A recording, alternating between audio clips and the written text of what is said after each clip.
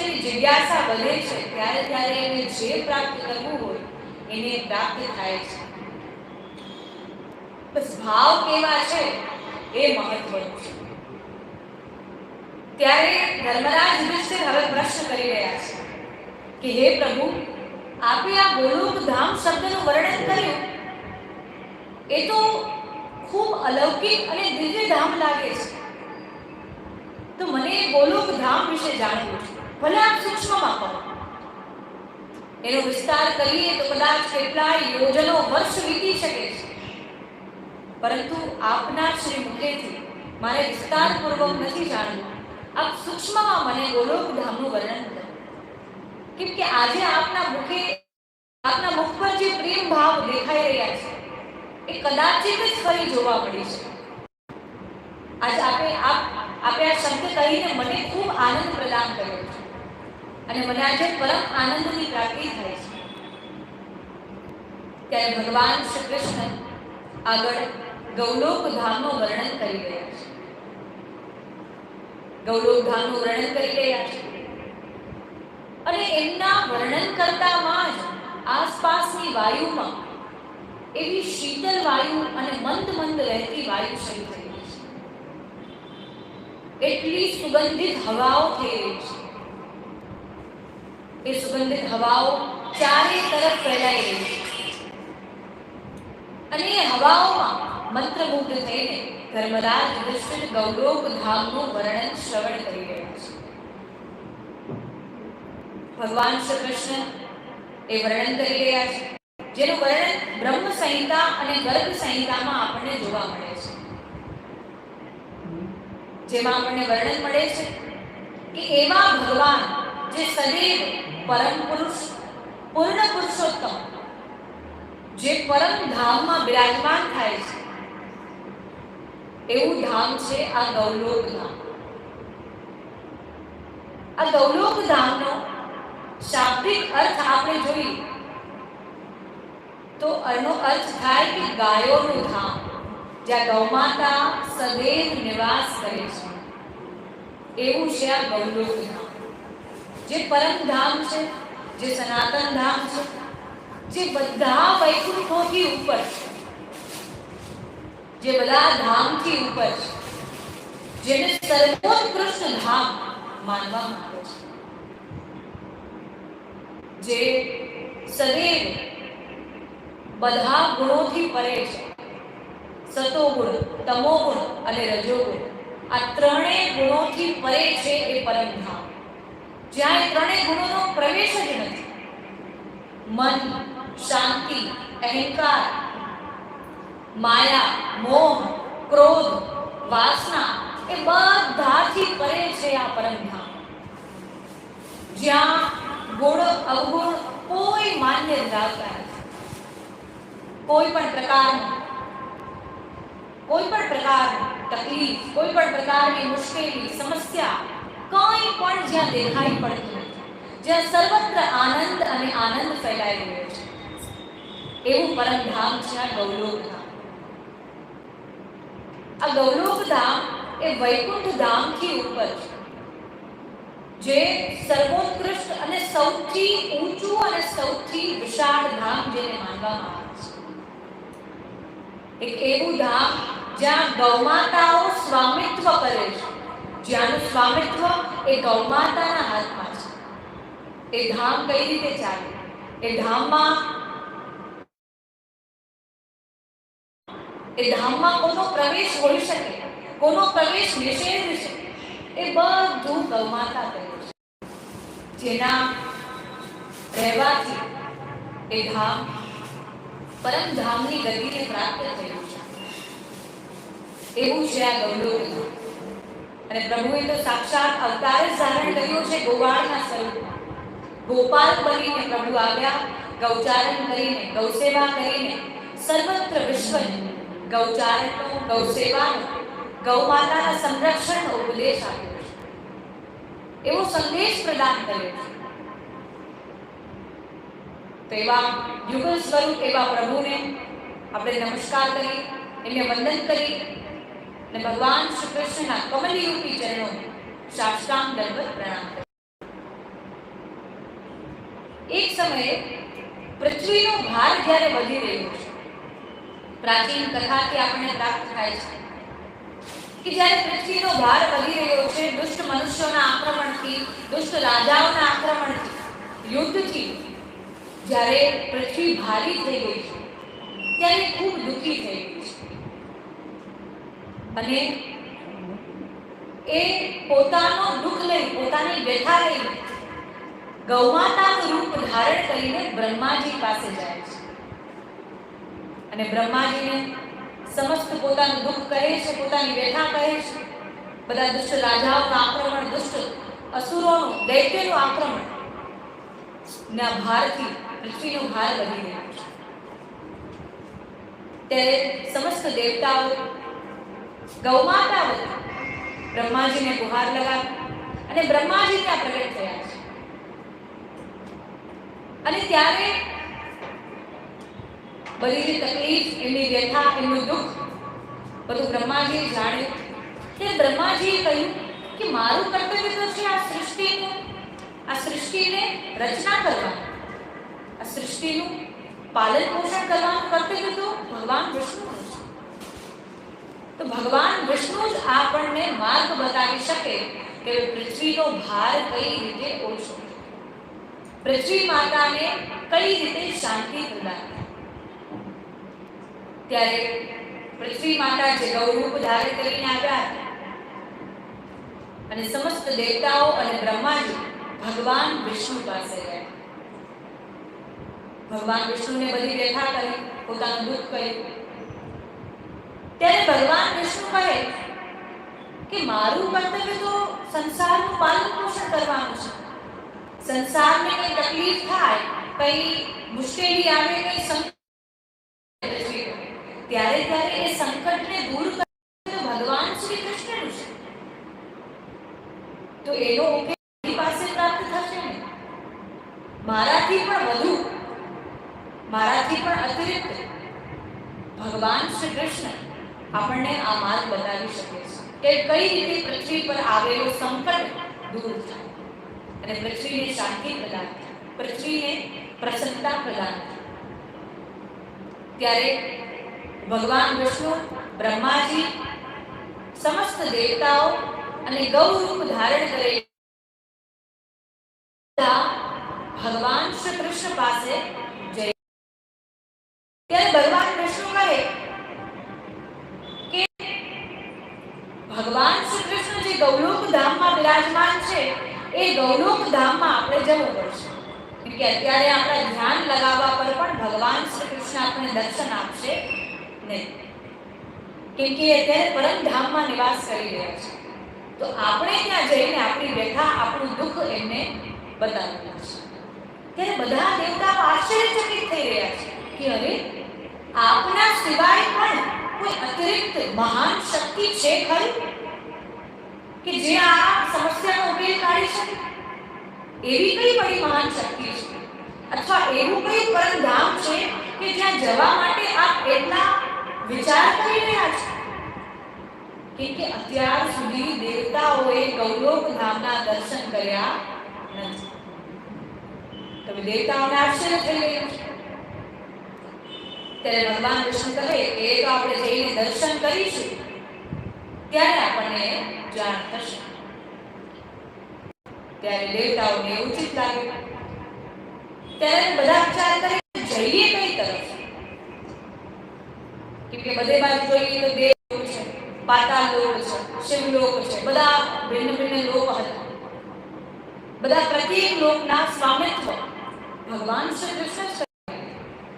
અનેક વૈકુંઠ, અનેક પરમધામ હતા, પરંતુ સૌથી સર્વોત્કૃષ્ટ ધામ હતું એ હતું ગૌલોક ધામ, જે બધા દેવતાઓના વિચારથી પણ પરે છે, જે કોઈ કલ્પના કરી શકે નહીં એટલું અત્યંત સુંદર, અત્યંત મનમોહક, કે જેની કલ્પના કરવા માત્રમાં પણ આપણા વિચારોમાં પણ આપણે એના દર્શન ન થાય, જેના દર્શન આજ સુધી દેવતાઓએ પણ કર્યા નથી. તો દેવતાઓ પણ વિચાર કરી રહ્યા છે, પરંતુ એમને એમના વિચારોમાં પણ દર્શન થતા નથી. એવું અદ્ભુત ધામ છે તો બધા હવે પૃથ્વીના એ વૈકુંઠ લોક તરફથી શિરોભાગ તરફ વધી રહ્યા છે, શિરોભાગ તરફ આગળ જઈ રહ્યા છે, જ્યાં વામન એ શિરોભાગનો પોતાના જમણા ચરણ જેનું છેદન કર્યું, આપણે લૌકિક ભાષામાં કહીએ જેને વિંધીને જ્યાં ભગવાન વામન આગળ પહોંચી ગયા, તો જેનું ભેદન કર્યું અને ત્યાં આગળ પહોંચ્યા, તો હવે એ લોકો વૈકુંઠથી થોડા ઉપર પહોંચ્યા છે. વૈકુંઠ લોકથી 32,000 કરોડ યોજન ઉપર છે આ ગૌલોક ધામ. ત્યાં પહોંચ્યા છે અને ત્યાં બહાર જઈને ઉભા છે અને જ્યારે વૈકુંઠ ધામને જોઈ રહ્યા છે જ્યાં શ્રી હરિ ભગવાન વિષ્ણુ નિવાસ કરે છે, તો ધામ એક કલશ જેવું દેખાઈ રહ્યું છે, એક નાનું કલશ હોય એવું દેખાઈ રહ્યું છે. ત્યારે બધા દેવતાઓ આશ્ચર્ય હવે વધી રહ્યું છે, એમની ઉત્સુકતા, એમની જિજ્ઞાસા હવે વધી રહી છે. મંદ મંદ વહેતી વાયુ, શીતલ વહેતો પવન અને આસપાસ જેટલા પણ મનપસંદ, જેટલા પણ રંગો ફૂંકાઈ રહ્યા છે, જેટલી પણ હવાઓ શીતલ થઈ રહી છે, એમાં દેવતાઓને ખૂબ આનંદ આવી રહ્યો છે. દેવતાઓની જિજ્ઞાસા વધી રહી છે કે આ લોક કેવું હશે, કે આ ધામના હજુ તો દર્શન થયા નથી અને ધામનું વાતાવરણ અહીંથી તમને અનુભવ થઈ રહ્યું છે. આટલું અલૌકિક અનુભવ કે જે ખરેખર જેને જોઈને પણ મનુષ્ય એક ક્ષણ માટે વિચાર કરે કે આ સ્વપ્ન જોઈ રહ્યો છે. તો દેવતાઓ આશ્ચર્યચકિત થઈ રહ્યા છે, આપણી તો કલ્પના બહાર છે આ બધું. ત્યારે દેવતાઓ ગોલોક ધામ તરફ આગળ વધી રહ્યા છે અને સૌ પ્રથમ એમને 8 નગરો જોયા છે. એ નગરો કલ્પવૃક્ષથી અતિ શોભાયમાન દેખાઈ રહ્યા છે, એટલા શોભાયમાન કે દેવતાઓ એ નગરને જોઈને વિચાર કરે છે કે આ નગરના રાજા કોણ હશે, આ નગરમાં પોતાનું સ્વામિત્વ કોણ ધરાવતું હશે. ત્યારે ધીરે ધીરે આગળ પહોંચી રહ્યા છે. ત્યારે એમને 1000 મુખવાળા શેષ નાગના દર્શન થઈ રહ્યા છે. એટલું સુંદર સ્વરૂપ અને એટલું મનમોહક સ્વરૂપ. એ હજારો મુખવાળા શેષનાગના દર્શન કરીને એને પ્રણામ કરી રહ્યા છે અને એટલામાં હજારો કરોડો સૂર્યના સમાન એક જ્યોતિર્પુંજ પ્રગટ થઈ રહ્યો છે અને જ્યોતિર્પુંજને સમસ્ત દેવતાઓ પ્રણામ કરી રહ્યા છે અને જેનું ધ્યાન લગાવી રહ્યા છે. બ્રહ્માજીનું ધ્યાન લગાવીને સમસ્ત દેવતાઓ પ્રાર્થના કરી રહ્યા છે. પ્રાર્થના કરી રહ્યા છે કે હવે અમે આજે અમારી વ્યથા લઈને, અમારે દુઃખ લઈને અમે આવ્યા છીએ, એ દુઃખનું નિવારણ અમને અહીં મળે, કેમ કે હવે પૃથ્વી માતા પર બહુ ઘોર સંકટ આવી રહ્યું છે. તમે આ સંકટ દૂર થાય એવી કૃપા કરો. અને એ તેજ, એ પ્રકાશ એટલો વિશાળ હતો કે જેનો દર્શન એક ક્ષણ માત્ર બધા દેવતાઓના નેત્ર બંધ થઈ ગયા, કે જેના દર્શન એક ક્ષણમાં ન થઈ શકે એટલું તેજ, એટલું પ્રકાશ જે જ્યોતિર્પુંજમાં દેખાઈ રહ્યું. એવો મહાન તેજોમય પુંજ જેનો પ્રકાશ વધતો જ જાય છે, ક્ષણે ક્ષણે જેનો પ્રકાશ, જેનો તેજ, જેનો બળ વધતું જાય છે અને જેના દર્શન દેવતાઓ પણ કરી શકતા નથી. આપણી તો કલ્પના ક્યાં છે. દેવતાઓ પણ પોતાના બંધ નેત્રોથી એના દર્શન કરવાનો પ્રયાસ કરી રહ્યા છે. નેત્રો બંધ છે તો પણ એ પ્રકાશ એટલો વિશાળ છે કે એના દર્શન કરવાથી એમને જે સુખ અનુભવ થઈ રહ્યું છે એ અવર્ણનીય છે, જેનું વર્ણન ન કરી શકાય. એ દેવતાઓ પોતાના મુખેથી બોલી શકતા નથી. જે દુઃખ, જે વ્યથા લઈને આવ્યા હતા એ બધું જાણે ભૂલી ગયા છે. એક ક્ષણ પહેલા જે પ્રાર્થના કરી છે એ બધું ભૂલી ગયા છે, બધું એમને વિસ્મરણ થઈ ગયું છે. એટલું અત્યંત તેજ પ્રગટ થઈ રહ્યું છે. તો એ મહાન તેજોમય પુંજને પ્રાર્થના કરી અને હવે ધીરે ધીરે ત્યાંથી ગોલોકનો પ્રવેશ એમને મળી ગયો છે. ધીરે ધીરે આગળ વધી રહ્યા છે.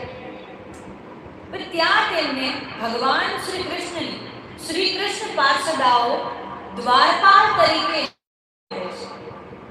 જે ગોપીઓ જે સખીઓ ત્યાં દ્વારપાલનું કાર્ય કરી રહી અને એટલું મનમોહક એનું સ્વરૂપ કે દેવતાઓને મનમાં વિચાર આવે કે જે ધામની પાર્ષદાઓ આટલી મનમોહક હોય એ ધામ કેટલું સુંદર હશે, એ ધામ કેટલું અત્યંત સુંદર હશે કે પાર્ષદાઓ એમને મંત્રમુગ્ધ કરી રહી હતી, એમને ત્યાં એટલી મોહિત કરી રહી હતી, તો પણ એને પોતાનું નિયંત્રણ રાખીને એને પ્રશ્ન કર્યો કે હે કૃષ્ણ પાર્ષદાઓ,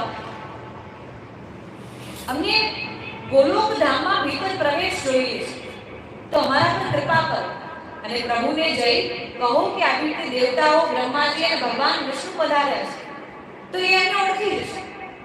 ત્યારે પાર્ષદાઓ જ્યારે ભીતર ગઈ ત્યારે એક સખીને કહ્યું, ત્યારે શતચંદ્રાનના નામક સખી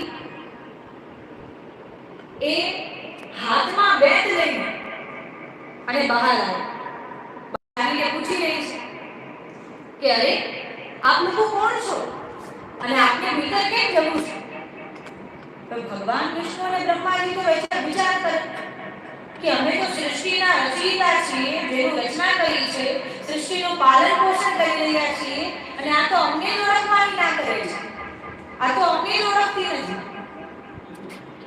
ત્યારે દેવતાઓ કહી રહ્યા છે કે અમે બધા દેવલોકના દેવતાઓ છીએ અને આ સૃષ્ટિના રચયિતા બ્રહ્માજી છે, જેમનામાં અપાર તેજ, જેમનામાં અપાર ગુણોથી પણ જે પરે છે, અને આ ભગવાન વિષ્ણુ છે જે સૃષ્ટિનું પાલન પોષણ કરી રહ્યા છે. ત્યારે શતચંદ્રનના પ્રશ્ન કરે છે કે એ તો બધું બરાબર છે, પણ આપ કયા વૈકુંઠ ધામથી આવ્યા છો? બધા દેવતાઓ એકબીજાનું મુખ જોઈ રહ્યા છે કે વૈકુંઠ તો એક જ છે, તેમાં કેટલા અને કયા વૈકુંઠ ધામનો પ્રશ્ન ક્યાં આવ્યો? બધા એકબીજાનું મુખ જોઈ રહ્યા છે અને આશ્ચર્યચકિત થઈને શતચંદ્રાનંદાને પ્રશ્ન કરી રહ્યા છે કે અમે તો વૈકુંઠ ધામ તો એક જ છે અને અમે એ વૈકુંઠથી આવ્યા છીએ જ્યાં ભગવાન વામનનો અવતાર થયો છે. અમે એ લોકથી આવીએ છીએ જ્યાં વામન દેવનો અવતાર થયો છે અને જેમને ત્રણ દલ્લામાં પૃથ્વીને પોતાના તરફ કરી દીધી. તો એ વામન દેવનો આ પવિત્ર અને પાવન ધામ છે. ત્યારે શતચંદ્રાનના ફરીવાર પ્રશ્ન કરે છે કે એ તો બધું ઠીક છે, ભગવાન વામનનો અવતાર થયો એ તો બધું ઠીક છે, પરંતુ આપ કયા વૈકુંઠ ધામથી આવો છો? એ વૈકુંઠ ધામ કયા નામથી જાણવામાં આવે છે? ત્યારે ફરી દેવતાઓ આશ્ચર્યચકિત થઈ ગયા. દેવતાઓ એકબીજાનું મુખ જોઈ રહ્યા છે અને દેવતાઓ કહી રહ્યા છે કે અમને તો અમારા વૈકુંઠ ધામ વિશે આ જ એક ઓળખાણ ખબર છે કે હજુ સુધી વામન ભગવાનનો અવતાર થયો છે, જે સૌથી દિવ્ય અવતાર છે, ભગવાનના દશાવતાર માનવામાં આવે છે. ત્યારે દેવતાઓ પૂછી રહ્યા છે કે શું આ એક વૈકુંઠ સિવાય પણ કોઈ બીજું વૈકુંઠ છે ખરું? ત્યારે શતચંદ્રાનંદાએ કહ્યું કે આપના સમક્ષ આ નદી જોઈ રહ્યા છે, જેનું નામ વિરજા નદી છે, અને આ વિરજા નદીમાં આપના જેવા હજારો કરોડો દેવતાઓ ત્યાં તરી રહ્યા છે અને આપના જેવા જે વૈકુંઠથી પણ આવી રહ્યા છે એવા હજારો કરોડો વૈકુંઠો ત્યાં તરી રહ્યા છે. તો આપને કયા વૈકુંઠનો એટલો મનમાં અહંકાર છે? દેવતાઓને ઘણીવાર સમયે અહંકાર આવી જતું હોય છે. તો શતચંદ્રાનંદના કેટલીક કૃષ્ણ પાર્ષદા છે, એમને તો પ્રભુની એક એક લીલાઓ, એક એક કથાઓના બારેમાં જ્ઞાત હોય. તેમણે કહ્યું આપને કઈ વાતનો અહંકાર છે કે આપની પાસે આપ જે સ્થાન પર રહી રહ્યા છો એ જ એક સ્થાન વૈકુંઠ છે, બીજા કોઈ અન્ય સ્થાન વૈકુંઠ નથી? ત્યારે કહ્યું કે આ નદીમાં કેટલા હજારો સેંકડો વૈકુંઠ ધામ તરીને જઈ રહ્યા છે. હજારો યોજન લાંબી આ નદી છે જે ગોલોક ધામની શોભા વધારી રહી છે. ત્યારે દેવતાઓ તો ખૂબ આશ્ચર્યચકિત થયા અને સતચંદ્રાનંદના ભીતર ગઈ ભગવાન શ્રી કૃષ્ણને દેવતાઓ અને ભગવાન વિષ્ણુ અને બ્રહ્માજીના આગમન વિશે વાત કરી અને ત્યારે એમને ભીતર પ્રવેશ કરવા કહ્યું. જ્યારે બધા દેવતાઓ બ્રહ્માજી અને ભગવાન વિષ્ણુ અને ગૌમાતા જે પૃથ્વી માતાનું રૂપ ધારણ કરીને ગૌમાતા આવ્યા હતા એ બધા ત્યાં ધીરે ધીરે પ્રવેશ કરી રહ્યા છે. ત્યાં પ્રવેશ કરતામાં જ ગોવર્ધનના દર્શન થઈ રહ્યા છે. ગોવર્ધન પર્વતના દર્શન થઈ રહ્યા છે અને જ્યાં કલ્પવૃક્ષ અને કલ્પકથાઓ કલ્પલતાઓ જે અલંકૃત રાસ મંડળથી સુશોભિત હતી, જે રાસ મંડળને સુશોભિત કરી રહી છે એવા કલ્પવૃક્ષના પણ દર્શન થઈ રહ્યા છે. ગોવર્ધન પર્વતના દર્શન થઈ રહ્યા છે. એમને પ્રણામ કરીને ધીરે ધીરે આગળ વધી રહ્યા છે. ત્યારબાદ એ લોકો જોવે છે કે ત્યાં સુંદર ભ્રમરો પોતાનું ભ્રમર ગીત ગાઈ રહ્યા છે. ત્યાં બધા પક્ષીઓનો કલરવ સંભળાઈ રહ્યો છે. ત્યાં આસપાસના વાતાવરણમાં એટલી શુદ્ધતા, એટલું સુખ અને અત્યંત આનંદનો અનુભવ થઈ રહ્યો છે. જે અતિ વિશાળ એ આનંદને અતિ વિશાળ બનાવી રહ્યો છે. બધા દેવતાઓનું મુખ આશ્ચર્યચકિતથી ભરેલું કે આવું અત્યંત અને સુંદર ધામ અમે ક્યારેય જોયું નથી. એક એવું ધામ જ્યાં દેવતાઓને પણ પ્રવેશ નિષેધ હતો. દેવતાઓને પણ પોતાના કર્મ હોય, પોતાનું ભૂતકાળ હોય કે પોતાના જ્યાં વૈકુંઠથી આવે છે, પોતે જે સ્થાનથી આવે છે એ બધા વિસ્તારપૂર્વક વર્ણન કરીને ત્યારબાદ જ એમને પ્રવેશ મળે છે. તો આપણે મનુષ્ય, સામાન્ય મનુષ્ય વિચાર કરવા જેવી વાત કે આપણે આપણા કયા કર્મો લઈને વૈકુંઠ ધામ જઈશું. ગોલોક ધામ તો બહુ દૂરની વાત છે. આપણે આપણા કયા એવા કર્મો લઈને ગોલોક ધામ જવાની આશા ધરાવીએ છીએ કે જ્યાં દેવતાઓનો પ્રવેશ પણ લગભગ નિષેધ છે. દેવતાઓને પણ દુર્લભ એવું ગોલોક ધામ જવાની આપણે આશા ધરાવીએ છીએ. પરંતુ વિચાર કરવા જેવી વાત કે શું ખરેખર આપણા કર્મો એવા છે ખરી કે આપણને આ ગોલોક ધામની પ્રાપ્તિ થાય, કે આપણને આ ગોલોક ધામમાં પ્રવેશ મળે?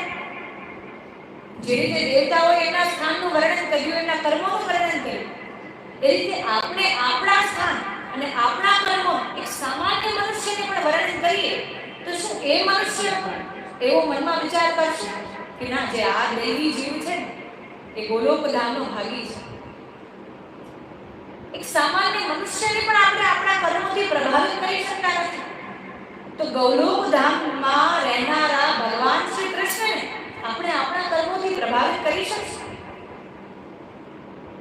પરંતુ આપણે આપણા કર્મોથી, આપણી સેવાથી પ્રભાવિત કરી શકીએ એના જ માટે પ્રભુએ દિવ્ય અવતાર રૂપે, ગૌમાતા રૂપે આ પૃથ્વી પર અવતાર ધારણ કર્યો.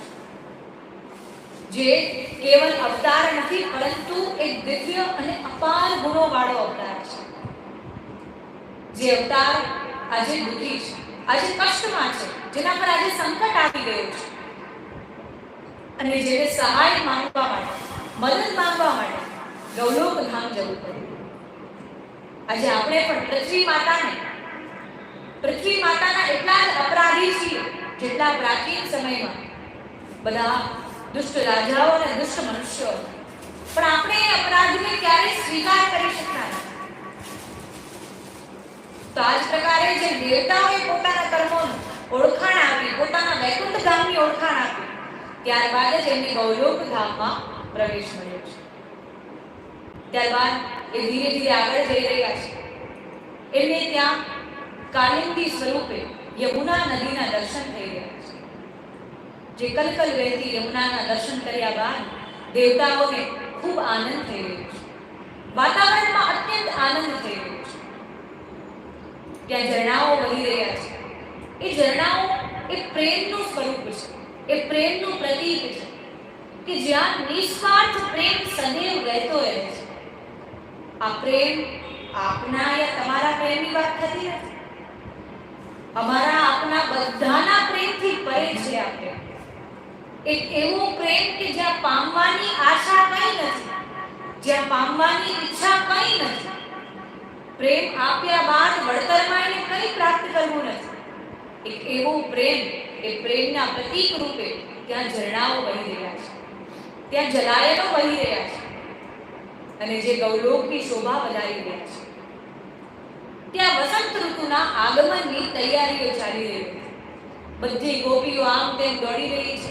કોઈ પુષ્પ એકત્રિત કરી રહી છે, કોઈ કલ્પવૃક્ષને સજાવી રહી છે, કોઈ ગૌલોકને સુશોભિત કરી રહી છે, કોઈ પોતે પોતાનો શૃંગાર યમુના નદીમાં પોતાને નિહાળી રહી છે, પોતાનો શૃંગાર નિહાળી રહી છે કે આજે તો પ્રભુને પ્રિય લાગે એવો શૃંગાર કરું, કે આજે તો પ્રભુને પ્રિય લાગે એવો હું વસ્ત્ર ધારણ કરું. પોતાના સ્વરૂપને ભગવાન શ્રી કૃષ્ણના નેત્રોથી નિહાળવાનો પ્રયાસ કરી રહી છે.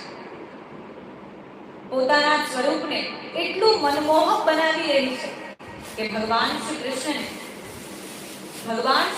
પણ મોહી લીધું, એમને પણ મોહિત કરી. આજે એવું મારે તૈયાર થવું છે. બધી ગોપીઓ, બધી સખીઓનો એવો ભાવ હતો. ત્યાં બધી સખીઓ વસંત ઋતુની, વસંત વિહારની તૈયારીઓ કરી રહી છે. ત્યાં થોડા આગળ જઈને અને જોઈ રહ્યા છે જ્યાં હજારો દલવાળું કમળ દેખાઈ રહ્યું છે અને એ હજારો દલના ભીતર 18 દલવાળું એક હજુ કમળ દેખાઈ રહ્યું છે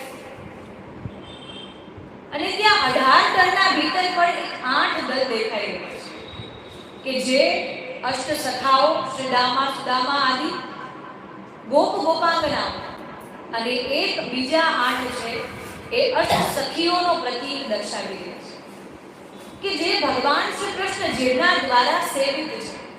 જે અષ્ટ સખાઓ અને અષ્ટ સખીઓ જે ભગવાન શ્રી કૃષ્ણની યુગલ સ્વરૂપે સેવા કરી રહી છે, જેના દ્વારા પ્રભુ સાક્ષાત સેવિત છે. પ્રભુ જાણે એમ કહી શકીએ કે એમના વશમાં છે. ષોડશ ગ્રંથોમાં પણ આપણે બતાવ્યું કે પ્રભુ એ ભક્તોના વશમાં છે. કે જ્યારે જ્યારે ભક્ત પોતાનો ભાવ પ્રભુ પ્રત્યે પ્રગટ કરે છે, પોતાનો મનનો ભાવ જ્યારે જ્યારે પ્રભુને બતાડે છે, ત્યારે ત્યારે પ્રભુ એની ભક્તિથી રીઝાઈને એના વશમાં થઈ જાય છે. ભક્ત એ છે કે જે પ્રભુને યાદ કરે, પરંતુ ભગવદીય એ છે કે જેને પ્રભુ યાદ કરે કે આજે મારો જીવ મારી સેવા કરવા આવ્યો નથી, જે મારા લીલાનો જીવ છે, એ મારા નિકટ મને દેખાતો નથી. ત્યારે સમજવું કે આપણે ભક્તમાંથી ભગવદીયની શ્રેણીમાં આવી ગયા છે. ભક્ત એ છે કે જે સેવા કરવા ઈચ્છે કે મારે સેવા કરવી છે, પરંતુ પ્રભુનો ભગવદીય એ જ છે કે જેનાથી પ્રભુ સેવા કરાવે. કે જે ક્યારેય મનમાં વિચાર કરતો નથી કે મારે સેવા કરવી છે, મારે આમ કરવું છે, મારે તેમ કરવું છે. જે સદૈવ મનમાં વિચાર કરે છે કે પ્રભુ મારાથી કરાવે એટલું મારે કરવું છે, પ્રભુ મારી આ સેવા લે બસ, પ્રભુ મારા પર એટલી કૃપા કરે, પ્રભુ મને એવો આશીર્વાદ આપે કે હું એની સેવા કરી શકું, પ્રભુ મારા પર એટલી કૃપા કરે હું એના નિકટ રહી શકું. જ્યારે જ્યારે એવો જીવનો ભાવ થાય છે ત્યારે ત્યારે પ્રભુ એની લીલામાં, એની સેવામાં એ જીવનો અંગીકાર કરે છે. તે જ પ્રકારે એ અષ્ટદલનું કમલ જે 8 દલવાળું છે એ અષ્ટ સખાઓ અને અષ્ટ સખીઓનું પ્રતીક છે અને ત્યાં મધ્યમાં સુવર્ણનું સિંહાસન બિરાજમાન છે અને એ સિંહાસનમાં ભગવાન શ્રી કૃષ્ણ અને રાધા રાણીજી ત્યાં બિરાજમાન છે. જ્યાંની સીડીઓ સ્વર્ણ સમાન છે, જ્યાં સ્વર્ણોથી મળેલી સીડીઓ દેખાઈ રહી છે, જે એટલી સુશોભિત થઈ રહી છે કે દેવતાઓ એ સીડીઓને જોઈને પણ આશ્ચર્ય કરી રહ્યા છે કે જ્યાંની સીડીઓ આટલી સ્વર્ણ જેવી છે કે જે સ્વર્ણની સીડીઓ મને દેખાઈ પડી છે કે આવા દ્રશ્યના દર્શન તો ખરેખર ક્યારે અમે કર્યા. ધન્ય હો પૃથ્વી માતા કે પૃથ્વી માતા પર સંકટ આવ્યું, એ ગૌરૂપ ધારણ કરીને અમારી પાસે આવ્યા અને અમે એ વાતનો ઉકેલ, એ સંકટનો ઉકેલ લેવા માટે ભગવાન શ્રી કૃષ્ણના દર્શન કરવા માટે ગૌલોક ધામમાં વધાર્યા. તો આ ગૌલોક ધામનું સ્વામિત્વ ગૌમાતા સ્વયં કરી રહ્યા છે. જેમ કે ઘરનું સ્વામિત્વ એ ઘરનો મુખ્ય હોય, હવે એ માતા અથવા પિતા બેમાંથી કોઈ પણ હોઈ શકે, કે ઘરમાં કેવી વસ્તુ આવશે, કઈ વસ્તુ આવશે, કેટલા ધનરાશિ ખર્ચમાં આવશે, બાળકો ક્યાં ભણશે, બધો એક જે રીતે મુખિયા રહીને એ બધો નિર્ણય લે છે, જે માતા હોય પિતા હોય, એ જ પ્રકારે ગૌલોક ધામનું સ્વામિત્વ ગૌમાતા કરી રહ્યા છે. ત્યાં ગોપીઓના દર્શન, ગોપના દર્શન, ગોપ બાળકોના દર્શન થઈ રહ્યા છે. એ બધાને જોઈને દેવતાઓના મનમાં તો લાલસા પ્રગટ થઈ રહી છે કે આવા પરમ ધામમાં અમને રહેવાનો પ્રભુ અવસર ક્યારે આપશે. દેવતાઓ પણ પોતાના કર્મથી દેવલોકમાં રહી છે, પરંતુ દેવતાઓને ક્યારે ગૌલોક ધામ પ્રાપ્ત થતું નથી. એ તો કેવલ અને કેવલ ભક્તિમાં લીન હોય, પ્રભુની ભક્તિને સમજે, જે પ્રભુને શું પ્રિય છે એને સમજે, પ્રભુના સુખમાં જ પોતાનું સુખ જોયો, સદૈવ એવા જીવને ગૌલોક ધામની પ્રાપ્તિ થાય છે. પણ તેમાં ગૌઓના દર્શન તો એટલા વિશાળ રૂપે થાય છે કે જેની કોઈ સીમા નહીં. જ્યાં જોઈએ ત્યાં દેવતાઓને ગૌઓ દેખાઈ રહી છે. ગૌઓના સિંહો સ્વર્ણોથી અલંકૃત હતા, ગૌઓને રેશમી વસ્ત્રોથી સુસજ્જિત કરીને ત્યાં વસંત ઋતુની તૈયારીઓમાં દેખાઈ રહ્યા હતા.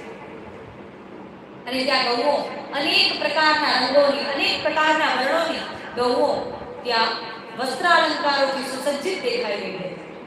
અને એ બધી ગૌમાતાઓના દર્શન કરી બધા દેવતાઓને અત્યંત આનંદ થઈ રહ્યો છે. મંદ મંદ વહેતી શીતળ વાયુમાં વધુ અનુરાગ પ્રગટ થઈ રહ્યો છે. અને જ્યારે જ્યારે એ અનુરાગ વધતો જાય છે, પ્રેમ વધતો જાય છે, દેવતાઓની એટલી જ લાલસા વધતી જાય છે. ગૌલોક ધામ પ્રાપ્ત કરવાની લાલસા, એમના મનમાં એનો ભાવ, એમાં વૃદ્ધિ થતી જાય છે. અને એ પોતાની શું વ્યથા લઈને આવ્યા, શું ભાવ લઈને આવ્યા, શું પ્રશ્ન લઈને આવ્યા, એ બધું વિસ્મરણ કરી જાય છે. એવા અદ્ભુત અને અત્યંત દુર્લભ દર્શન કરીને એમને અતિ પ્રસન્નતા થાય છે. એકબીજાને જોઈને મંત્રમુગ્ધ થઈ રહ્યા છે. કોઈની પાસે કંઈ કહેવા માટે શબ્દો જ બચી રહ્યા નથી. કોઈ એકબીજાને શું કહે? અત્યંત સુંદર, અત્યંત દુર્લભ, અવર્ણનીય, જેની આલોચના ન કરી શકાય, જેનો વિચાર ન કરી શકાય, જેની કલ્પના ન કરી શકાય, એવું અકલ્પનીય જ્યારે આપણને પ્રાપ્ત થઈ જાય ત્યારે આપણા મુખમાંથી શબ્દો નીકળતા નથી. એટલું સુંદર વર્ણન ભગવાન શ્રી કૃષ્ણ ધર્મરાજ યુધિષ્ઠિરને કરી રહ્યા છે કે આ પ્રકારે આખરે દેવતાઓને ભગવાન શ્રી કૃષ્ણના દર્શન ગૌલોક ધામમાં થઈ જાય છે. અને ભગવાન શ્રી કૃષ્ણને દર્શન કરીને મંત્રમુગ્ધ હોવા છતાં સમસ્ત દેવતાઓ નિયંત્રિત મન રાખીને ગૌરૂપ ધારણ કરેલી પૃથ્વી માતાનું સંકટ દૂર કરવાનો પ્રશ્ન કરી રહ્યા છે. બે ક્ષણ માટે જાણે પોતે બધું વિસ્મરણ કરી રહ્યા અને તત્કાળ એમનું મન નિયંત્રણમાં આવ્યું, મન એમનું એકાગ્ર થયું અને ત્યારબાદ એમણે પૃથ્વી માતાનું સંકટ કર્યું. ત્યારબાદ ભગવાન શ્રી કૃષ્ણે કહ્યું કે પૃથ્વી માતાનું સંકટ દૂર કરવા માટે, પૃથ્વીની રક્ષા કરવા માટે, ગૌ અને બ્રાહ્મણોના હિત માટે હવે હું જ સાક્ષાત અવતાર ધારણ કરીશ. ત્યારે ભગવાન શ્રી કૃષ્ણે ગૌલોક ધામમાંથી પૃથ્વી પર અર્થાત ગોકુલમાં અવતરિત થવાનો નિર્ણય લીધો.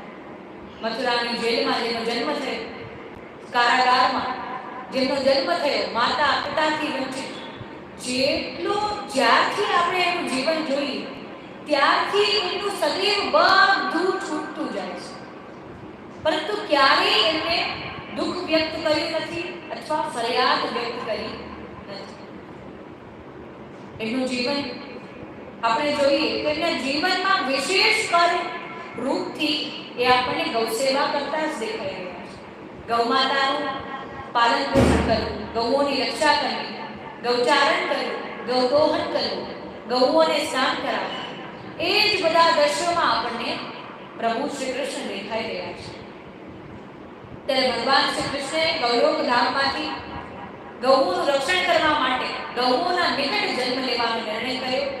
અને ત્યારબાદ બધા દેવતાઓ જે ગૌલોક ધામને જોઈને મંત્રમુગ્ધ થઈ ગયા હતા, અતિ મોહિત થઈ ગયા હતા કે બધા દેવતાઓ ગૌલોક ધામમાંથી પ્રસ્થાન કરે છે.